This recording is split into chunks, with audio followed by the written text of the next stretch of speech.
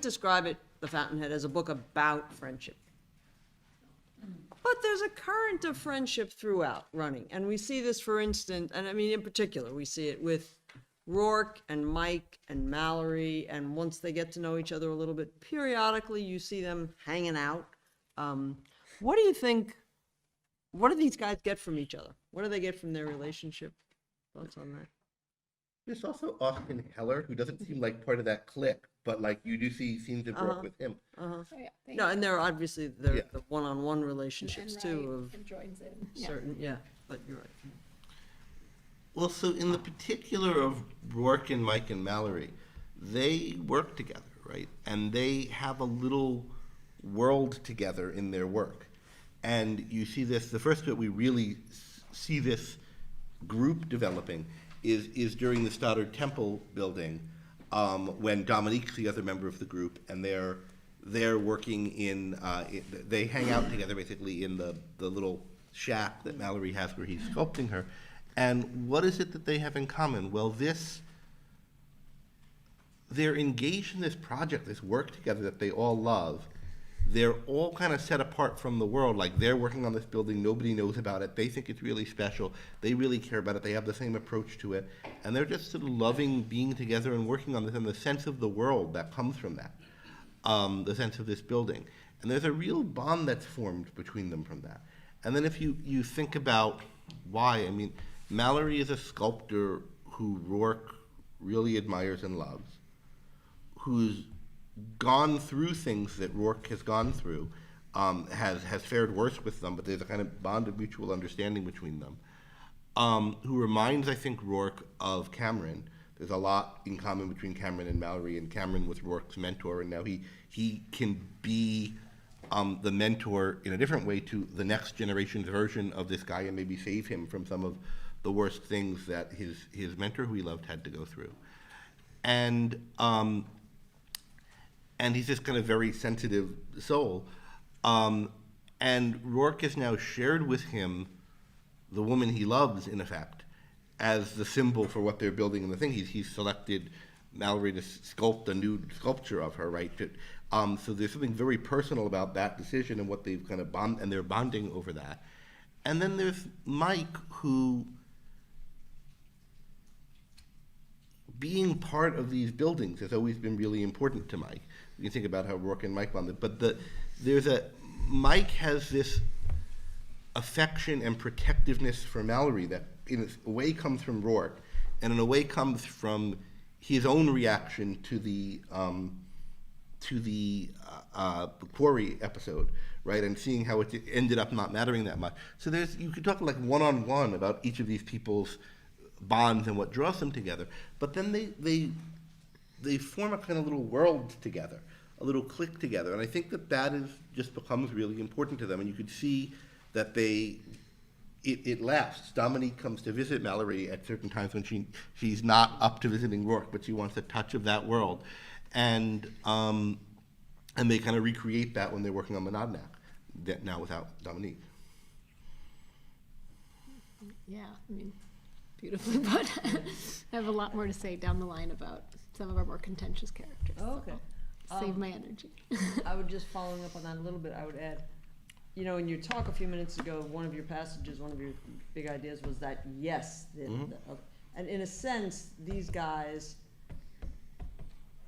I mean, you said they share a sense of values in architecture, values beyond that as well. But part of what you get in a good friendship is an affirmation of some aspects, at least some important aspects of the way you see the world, or the way you see how to do architecture, or how to do philosophy, or whatever it is in the environment that you guys might have these things in common with. But it's a shared values that I think can be the undercurrent of the more valuable relationships. They're all people who, in a way, are lonely. Different ways for different ones of them. Because I don't think Rourke would think of himself as lonely. But he's someone who, there are things he really loves and recognizes, and he knows and just accepts that that's not, most people aren't going to respond to them. So when you find people who do, and who have that, you can, that's something to really be excited about. And these are people who have very specific things in common with them. So they value competence and art and so forth. But I mean, if you think about how Mike and Rourke's relationship was formed, there was this where they were working together on the site, and Rourke shows him how to weld something, and he's impressed and whatever. But then he turns out Mike hates architects, loves buildings, but hates architects. Except, well, there was this one, right? And he's not still alive anymore, whatever, and that's Cameron. But, oh, you worked for him, Red, and so forth. And so there's this, these are people who have picked out of the world the same rare things that matter to them, in a world that's too often indifferent to them. And they really love that about one another. But they're the kind of people who could pick up those things, but also they picked out some of the same ones, right? And that really draws them to one another. Yeah, I think part of what's really important, what I, on subsequent rereads of The Fountainhead, have really benefited from, is just seeing how they spend time together. And it's not always what you'd think. It's not like they're taking turns lecturing on the values of, independence and justice and competence. Like, they hang out. They're all kind of relaxed, and there's Outrageous stories. do they? Maybe they'll tell outrageous stories. Yeah, or Mike definitely tells some outrageous stories. We tell outrageous stories. Oh, I guess of a different sort. There you go. Thank you. See, I haven't gotten that far on my latest reread yet, so this is where I need Jason's encyclopedic memory. Or they'll just lounge around the building site together, and they're not even necessarily talking about anything in particular. They're just kind of relaxing in each other's presence. And it's something that I have learned over the years to really kind of be sensitized to all the, I had a kind of conception of, no, we need to be having deep conversations all the time. That's how we connect. And then over time realizing that, sometimes we can just be I'm over here reading a book and you're over there playing your game to relax, and being together and kind of having the context and the backdrop that we know we both have in common, and having that kind of just background visibility and camaraderie is an incredibly special source of human value. It's a form of making the world that you want. Yeah.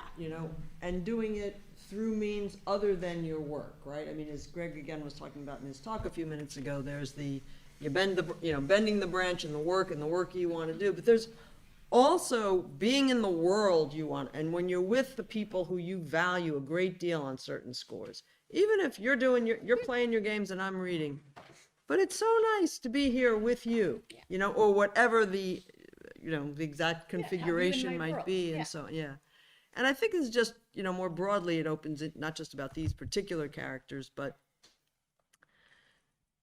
misimpressions people sometimes have, I think, about, well, if you're independent, you shouldn't need friends.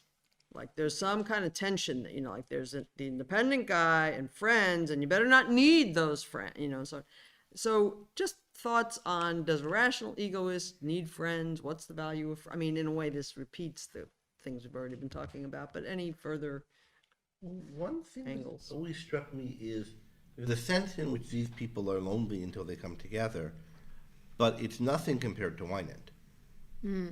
Wynand is a man all alone in the world, and he, in effect, has no one and nothing, right?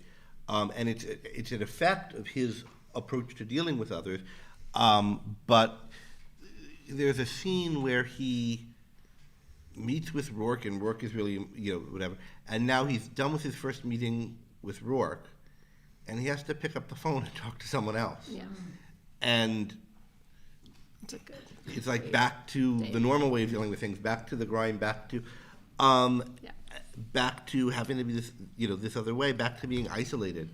And there's a way of being in the world, a kind of independence, of thinking for yourself, a not having the wrong relation to others, that frees you to have this closeness where it is and where it's possible. Yeah. And where it's not, it's just not. It doesn't matter. What matters is that it is possible in the places where it is. And there are wrong ways of dealing with others that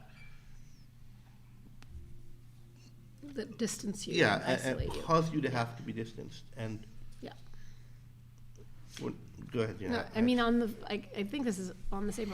I've always, partly due to my own temperament and partly sort of how I've digested the ideas, I've always erred on the side of, if anything, being too social, being too gregarious, and so, you know, and I've kind of needed to think that through. But one of the ways that I think have sort of experienced what you're talking about legitimately is I've always, I mean, I've become a psychologist, you know, my whole job again is about like connecting with people and then reaching within them and bringing out the best, or helping, you know, partnering with them as they kind of think through their lives. So I love people, and I love being in rooms with them and talking to them and connecting to them. And I've often experienced these moments that I would then sort of reflect on, where I'll just connect with strangers over really small shared experiences. Like, remember many little moments that have stuck with me, like in college when I was pulling the second all-nighter to write, you know, one of my many final papers, exams, finals period. So everyone is in this shared, you know, kind of experience of, you know, we're kind of making that final push, and like we're exhausted, but we're here in the library. And I went to get my fourth cup of coffee from the little, before children. When I, you know, got to the coffee stand, and the girl who was giving me the coffee was in the same boat. She was studying, and we just like exchanged a glance, and we didn't have to say anything else. And we were just both like, yeah, coffee number 4. And I just remember just feeling this deep sense of camaraderie, like we're in this together. And I don't know, she might be, you know, a woke, you know, this or that. I don't know. I'm sure there are lots of things she and I differ on, but I just felt so connected. And like these moments have just brought to my life like a kind of constant leitmotif of connection and joy. And like my life wouldn't be the same without them. So I think that's related to what you were saying. Yeah, and I think, I mean, that's at a broad, obviously a much broader level. You don't know this other than she gives you the coffee that you want, right? Yeah, and she's a But student I think who's if also you're on a sort of basically benevolent universe premise, and like other people in general, you know, until you show me something that you've, you know, reason not to, like, yeah, you give them, and it's just the camaraderie on the level of this is fun. But even this damn studying for the, you know, the last minute things, like, yeah, there's a certain commonality there that, I mean, one can enjoy for sure. I guess I just want to come back to a little bit this idea that sometimes I think people have of, you know, independence shouldn't need people. And I think sometimes, and I'm interested in you as a you know, from your experience as a therapist, also sometimes even deeper underneath that, you know, shouldn't need people, shouldn't need friends, an implicit premise of I shouldn't have needs. Yes. That the independent person, you know, I don't need other people, I don't need other people, shouldn't have needs. Can you elaborate on that a little bit? Because, as I say, it's like... Oh, yes. I mean, this is one that I see not just in sort of people in the objectivist community, or, you know, because there are certain like objectivist pathologies that I've spoken of, that this I see in like entrepreneurs, in people who see themselves in a certain, you know, like I am self-sufficient, I'm strong, and I am and self-sufficiency to me equals, in effect, a kind of selflessness, right? A kind of, which means there's nothing I need. I don't, you know, and it kind of turns into a kind of quasi-stoicism, or, you know, that Zen mindset I've been talking about of like, I don't need rest. I don't need support. I don't, you know, because I would be weaker to the degree, that there's this association of, I mean, if you think about need, a need is a value. It's a non-negotiable, necessary value, right, of your life. And it's something that whether you acknowledge it as a value or not, in fact, your well-being, your health, your happiness depends on it. And so when you say, I don't need X, which is something you do denial of reality. need, It's like, no, the denial of nature of the reality. beast is we have needs. Yeah, and it's a denial of yourself. It's a denial of your values. It's, you know, it's a, you know, I don't value, like, you know, I almost want people who kind of fall into this pattern to practice replacing need with value and see how it sounds to their own ear. Like, instead of like, no, it's fine. I don't need rest. I don't value rest. Wait, are you sure? You know, or I don't need people. I don't value people. Are you sure? You know, where now that sense of agency is restored. Yeah, well, I also think, I mean, you can talk yourself out of all kinds of needs, or you can think, well, I don't need this, I don't need that. But of course, like, in a sense, you don't need anything. It's all, needs are a matter of choice. To the some extent that you want to live. Yeah. And there's a sense in which I think of needs as inputs to values. There's the fact that you are affected by things. You will not be able to go on living if you don't have food. You will not be able to go on thinking and working if you don't have sleep. You will not be able to, etc. For what living things are things that do things, and they have requirements to keep on doing those things. And it becomes a value when you set yourself for it. You set yourself towards, you say yes to something that will, among other things, fulfill some of your needs. So I think of, if you didn't have needs, you couldn't have values. If you were something that was unaffected, that would just go on doing what you did no matter what happened, like, the indestructible robot in Rand's example, for people who know the essay, The Objectivist Ethics, you wouldn't be the kind of thing that could value. Yeah, and to associate that with strength, right? Like if we think about like what is the underlying conception there of Right. of virtue, of strength, like It's virtue almost a is in- version of the Dominique mistake of, Yeah. values go away. Like, no, I don't need a thing. Yeah, which if you think about it, the strongest position is to be dead on that premise. Yeah, And you that's don't true. need anything or anyone because there's no you to be needing it. There's nothing to sustain. The kind of imperviousness. Yeah. And just a thought to sort of finish, I guess, on this theme. It's okay, well, state what's been implicit in what we've just been saying, like, it's okay to need people and to need certain relationships. And need in the sense of, like your life is a hell of a lot worse without this person in your life. I mean, just think about, and there may be certain individuals in certain of your lives, it would be devastating to lose that person.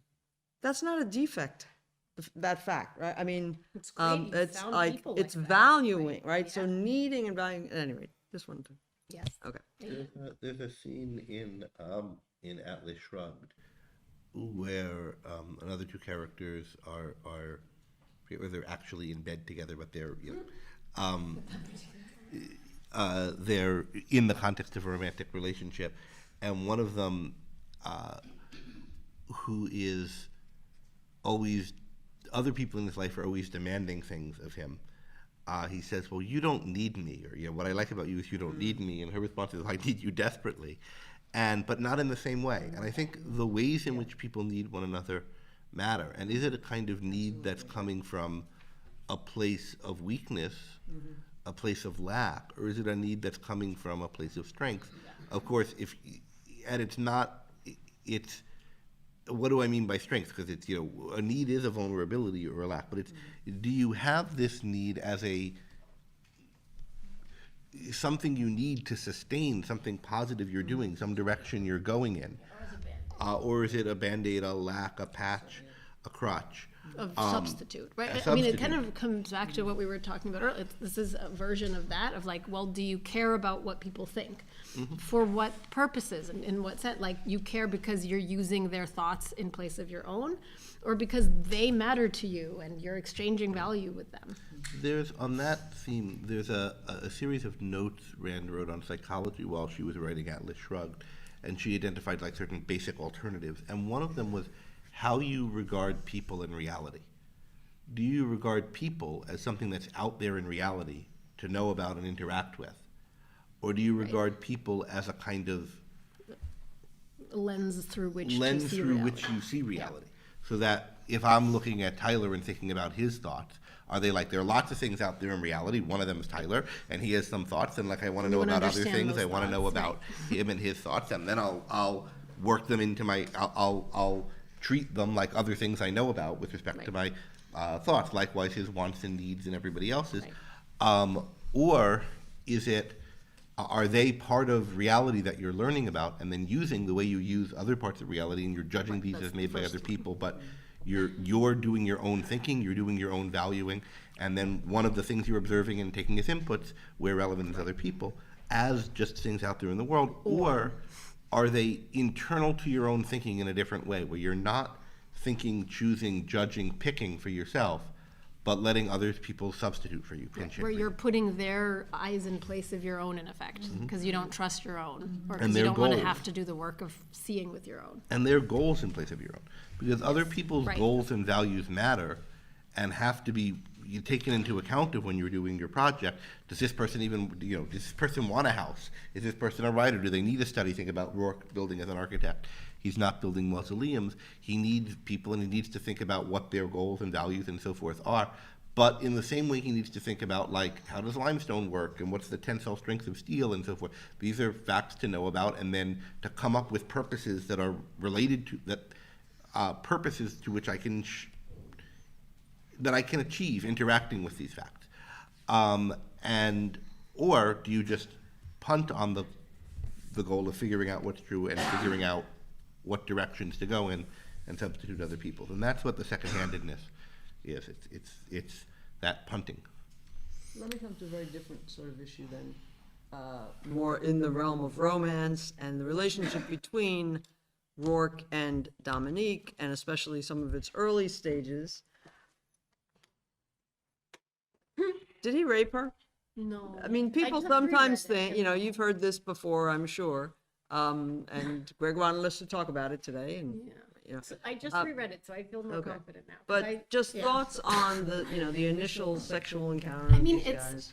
a rape fantasy that she communicates to him fairly clearly within the context of the novel, and that there's communication continuously throughout the scene. And I'm not saying that this is healthy or that I would, I'm not making any actual like concrete value judgments about that way of, of expressing love. And obviously, Dominique, we know, has major psychological issues, and that's part of what's put into this, preference, et cetera, et cetera. But there's volitional consent kind of being very clearly signaled, I think, throughout the scene in a way that just, like, the kinds of cultural issues that arise today such that no one would write a scene like that weren't present. And I feel like that's relevant to sort of assessing it. I don't know. Greg, you have more thoughts on this. I don't think it matters whether it was rape or not. I don't think it's clear even what the question means. It's clear Dominique wanted it. It's clear that she communicated that she wanted it. It's also clear, I think, that if, like, it went to a court of law, that he could be found guilty of rape. I also think that's part of the dynamic of the thing. Right. Like, the whole That's what a rape fantasy scene is. between them is a power dynamic. Right. Right? So, but there are other things, like, is Dominique guilty of assault? Yes. She rode up to him on a horse and whipped him. Yeah, right? Then he that's a comes. good There's a point. whole, like, series There's a whole fantasy being played out. Yeah. of crimes going on between these people, things that are legally crimes, right? Except if they're consented to, but you can't really prove whether they're consented to, and that's part of the power dynamic. I mean, Dominique is essentially an aristocrat, and he's essentially, from her perspective, this is his fantasy of the aristocrat and the prisoner, basically, that she's playing out with her power over him, and who really has the power, and that's kind of what the scene is about, right? But it's definitely a power dynamic. It's definitely a play with a power dynamic. This is definitely what both of them want, and I think the fact that it's, she could prosecute him is part of the thing that both of them want. What brings pleasure to her. So then, is it rape or not rape? I mean, it's the question is part of the fantasy. Like, she and the calls scene. it rape, Yeah. but I think that's partly because she likes the idea of it being rape, and that's what he's sort of playing into. Yeah. I mean, it's definitely the case that she is inviting this and wanting this. So, but what are the questions one could ask about? Like, is this a good way to carry on your sex life? I mean, I don't know. These are like very Nobody is strange recommending characters this. that are very, in a very unusual situation. It seems like weird to take it as right. Yeah. I think the kind of moral Please questions don't take it as advice. to be asked about the scene are questions about the literature of it. Like, is it irresponsible, wrong, bad, symbolic, fostering a rape culture, whatever it might be, to write a romance scene like this, where it's, in the context of the book, it's serving this purpose, but is it trivializing rape? Is it? And I think in the end, the answer to those questions are no, but I think they're serious questions to think about. Very And it's valid questions. relevant that the culture has shifted a lot on these kind of issues, and what it means to write a scene like that in 1943 versus, And just now is different. just to be clear, I think a lot of the ways the culture has shifted are actually good. And I think it's really, I think there has been such a thing as rape culture. There still is in some places. I think that's really, really bad. And I think that there's a context in which we can read this scene and sort of understand it on its literary merits. Jason? I might speak to that. And keep in mind that we can't hear you when you're talking. In the context. No, I mean the audience can't hear you, so like we have to. Or we can repeat. Yeah. In the context of a novel published in 1943, the fact that she doesn't cry out is taken and would have been taken by the audience as a kind of consent. Right. We thankfully know much better now that that is not a sign of consent. And it never should have been. But in that context, I think we can understand that the author would have taken it that way and the audience would have taken it that way, and we can read it that way. Thank you, It's a yeah. bad signal of its time, but it's But it is what it, of its but time. it's not the It signal was a of what it is communication, now. yes. It communicated something different to its audience in that context. But I think she could have called out and called the people who were within earshot, but supposing she didn't, so how are we in the world of the novel? How are we to understand what would have happened if the next morning the daughter of the person who in effect owns the town showed up at the police station and said a random worker from the quarry who the story treats almost as at the level of her father's property came into the manor house and raped me last night? I don't think there's any doubt that in the world of the novel the response wouldn't have been Arrest him. And would have been, well, you should have called out or something last night. We're in a world where all the standards of social propriety and so forth are stacked on her side. She's the, in effect, aristocrat of the area. So that's not how in general it was for women who were raped. But we're in a kind of unusual situation where all the social power, all the social capital is on her side and none on his. And that's part of the setup of this scene. Yeah.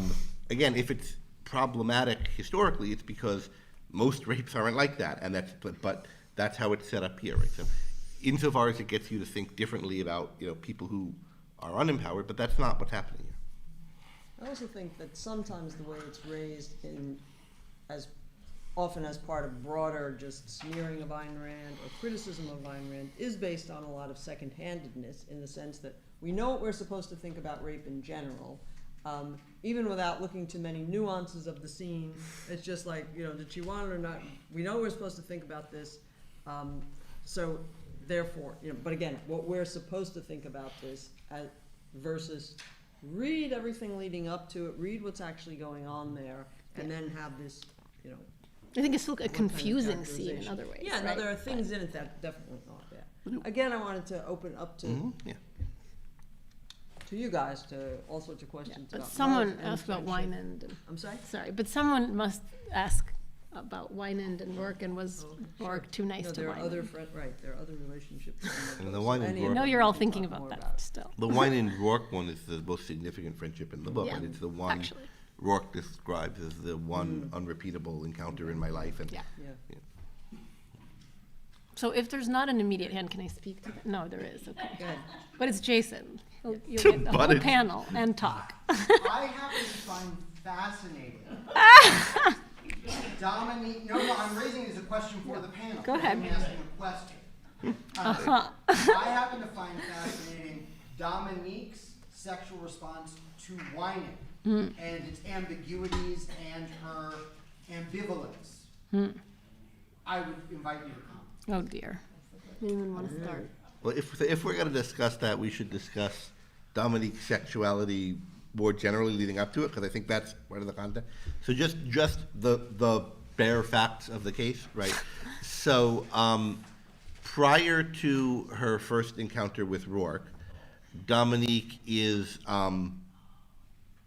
oftentimes has the attentions of men. Indeed. She, on occasion, allows them to kiss her. She is like Stone cold. totally unaffected. They could all feel it and tell. And Keating asks you, like, is it always like that? Yes, Peter, exactly like that. So she's sort of like steeled against the world, and she calls herself a perfectly frigid woman and so forth. Right? Okay. Then there's the encounter with Rourke, which she's wanting leading up to it and fetishizing it and whatever is going on. And then there's the kiss with Keating afterwards, right? Where our favorite, he kisses her, just It's a touches her. revulsion. He just and touches, this like, is immediate yeah. kind of revulsion. She Like, can't be like this kisses kind of her ice shoulder or something. queen anymore after. And he after realizes the- she's been with someone. Right. So there's that. but then she's able to like get back to that icy place with Peter, right? And so their marital life is, she's just there. She sees this as this great accomplishment that she could be, whatever, Cold totally to all of indifferent this, and not feel anything, and including revulsion. She's just impassive, and Dissociated, you could yeah, and that she can't do with whining. Like she's trying to pull off the same thing, and she can. But it's not revulsion either. She's like she feels him as a man. So that's the phenomenon. Like what's going on with that? But like it's not just how she feels about whining, but given that she's got this thing with Keating and working. Yeah. I mean, we've talked about how they're actually more similar than different, right? And how fundamentally, like, realizing who Wynand is, realizing, oh, like, there's this deep fundamental way in which he's actually one of us, right? Like, he is a creator, and he has the soul of a first-hander and of, this kind of ambitious builder of empires and of great things who went very wrong, but so has she, and they actually really understand each other in that way.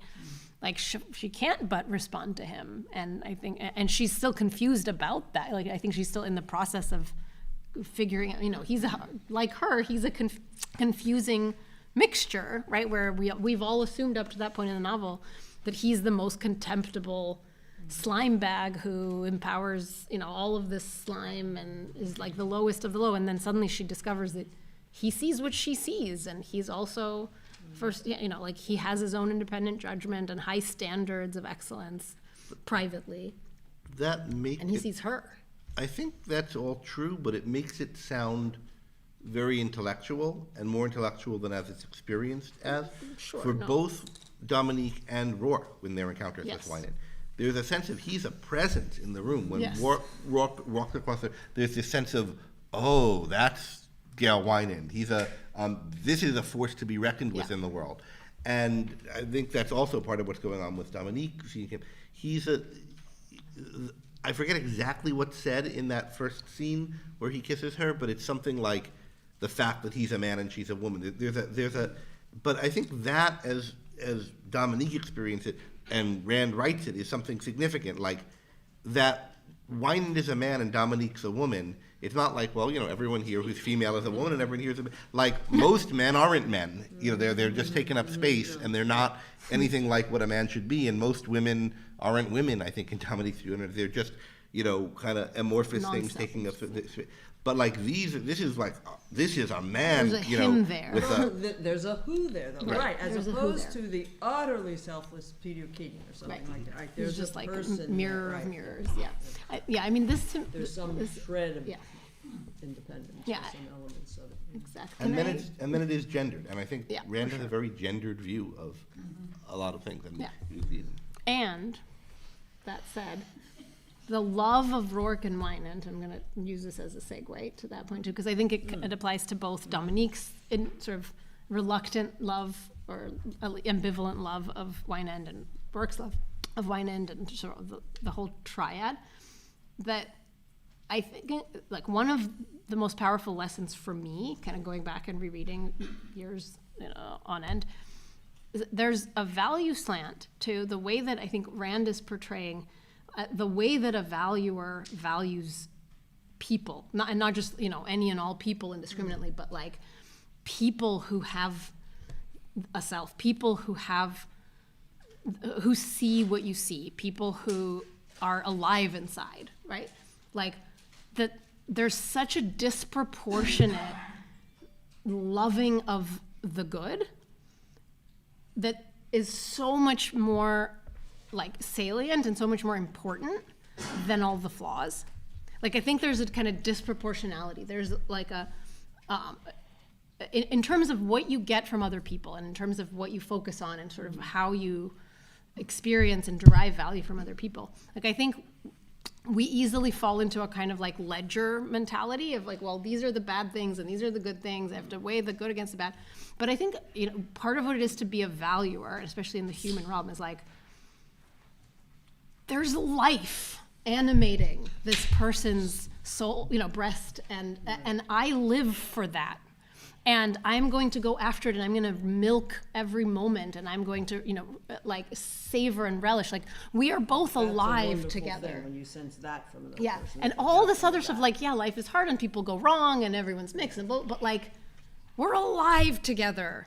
And you get something that I get that no one else around us gets, and you have that spark and you have that ambition. And like Rourke and Winan are like on another plane together. And to Rourke, like it has to matter to Winan because it's his soul on the line, it's his life on the line. But for Rourke, like, it's so tremendously nourishing, and just like it brings him such a deep kind of sense of like joy, visibility, aliveness to just be in the presence of someone else who lives on that scale, who gets it, who has that presence. And it's like everything else is secondary. Like, yeah, I get it. You've been a murderous scumbag and all this, but like, you're you, and I get to spend this time with you. And I value that disproportionately relative to all this other stuff. Ben. Don't forget between Dominique and Winan that probably the commonality that Dominique feels with him that accounts for the kind of quasi-affection that she feels is also probably what makes her scorn all the more powerful Oh, for yeah. him when he betrays. For sure. Yes. She's the one who sets up the story with the diamond. Yeah, oh no, ring, and she's kind of merciless. leads with the knife Yeah. then because of the betrayal. And that, whereas Rourke is very reluctant to do that. Right. And that probably speaks to the fact that like part of what makes him able to have his affection toward Winan is the deep self-esteem that he has. Yeah. Whereas she knows She's too close where to his like, yeah. problems come from. Yeah, it's kind of like we're most scornful of the problems that we've had ourselves and have like just barely sort of gotten over. Right. This goes to actually something where I disagree with. I agree with what you just said there, Ben, but something I disagree with you said in your talk earlier, which is that the love is exception making Rand doesn't agree with. I think she does, and I think one of the signs that she does is Rourke makes an exception for Winan about something, and there's a description. Winan would never know that. The Winan who had said it would never know that this happened, but I think her view is that love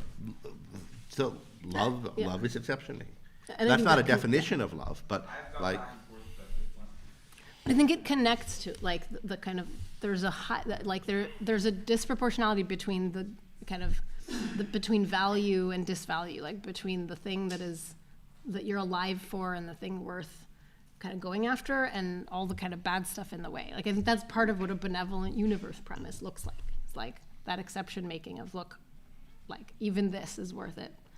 and there's also what does exception making mean anyway, and does it mean different things at different points in different novels? That's true. But I think it's intended to speak for the author in the Fountainhead. Incidentally, another example of love as exception making is the source of Dominique's great fantasy. She explains to Winan kind of explains to her, but she kind of agrees with his analysis that nobody could possibly control her, and so the exception she could make to a man is to let him Control her, yeah. put in a yeah, But where that's she could be because broken. she's deeply flawed, and the exception making No. approach to love you have to have the deeply flawed. And that's what Winan does. But like, I don't I think they were on a panel later. Rand is still Dominique's sort of sexual perspective there. she does a Maybe not that aspect of it. Anyway. No, All right, but now we're I'll let you regain We'll more let you of sort it. out the final panel Oh, yes. later, maybe. But one or two more questions. We have a few more minutes. Anyone? Any aspect of love and friendship? Yes. I wonder if you could talk a little bit about the role of art and artistic process in this, because I think like Mallory says, I owned her body more than a lover, or something like that. You know, there's the secret basement. I wonder if you could talk about that. Or the secret floor. of Winan's secret art. what were they doing? That's another fantasy. Yes. Oh, so anyway, Kirk is asking about the role of art in some of this and bringing up Mallory and the, Like yeah. Tui gives him the sculpture to introduce him to Dominique. Mm-hmm. I mean, I have, It's important. We talked a little bit about the role of the art informing the friendship between Mallory and Dominique and Rourke. And Mike, I don't know what more to say. I mean, reactions to art obviously can convey a lot, right? I mean, reactions to art, because of their nature, say a lot about who one is. So, for instance, leave aside the novel for a moment, a strong, emotional, largely emotional response that's similar to mine to a certain work of art gives me a very significant initial, at least, defeasible, but initial, like, oh, that's really good. I think that she likes this thing that I like. I might find out she likes it for frivolous or stupid reasons or something, right? But a connection over art is obviously a sense of life connection that can be really important. I think there's this, maybe this is relevant to what you're asking, there's a certain psychological overlap, though it would be easy to overstate, between what we get from art and what we get from other people. And like in times in my life, I've experienced it as like, art for me has sometimes served as like the temporary one-sided substitute for what I really crave in, the two-sided experience of a relationship. Where like I want that inspiration, I want that sense of, like my world kind of stylized, and and it even comes down to like having vicarious friendships with characters in shows that you like. Like I know for me that's sometimes been a kind of holdover. Greg remembers maybe when he was showing me Star Trek: The Next Generation. He and Karen were having me watch TNG while I was single for some stretch of time and a little bit lonely, and it was like a way to. That maybe this is too much self-disclosure. Anyway, the point is. I'll cut you off. I'll save you from only your friends. Art and sense of life. Thank you, Dan. No, but at the same time, just even having said some of What? we've What is said, what is this you crosstalk? don't want to that's think happening? about. You don't want to think. Well, if you like this, if you like this work, or you have a similar reaction to somebody else on a particular work. I mean, that is not. The grid for getting, oh, this is a good person, or this is a B+ person, or anything like that. And similarly, just more broadly, not just with arts, but in friendships and relationships, I think one of the caricatures of Rand sometimes, and Rand's view of egoistic friendships and egoistic relationships, is that it's all transactional. In the sense of, well, if you can get me tickets to that concert, then it's worth my making dinner for you. Or like, this sort of like, that's not what it's about, what a self-interested relationship is about. One thing that is striking about these characters that's not true of everyone and not true of every character, these are all people, and part of what they have in common is that they take art very seriously. And art means a lot to them, and in somewhat different ways. So Rourke and Mallory are artists, right? Dominique is someone who responds, she's in effect a born art critic or art appreciator, but she's, not doing that because of being alienated from the world.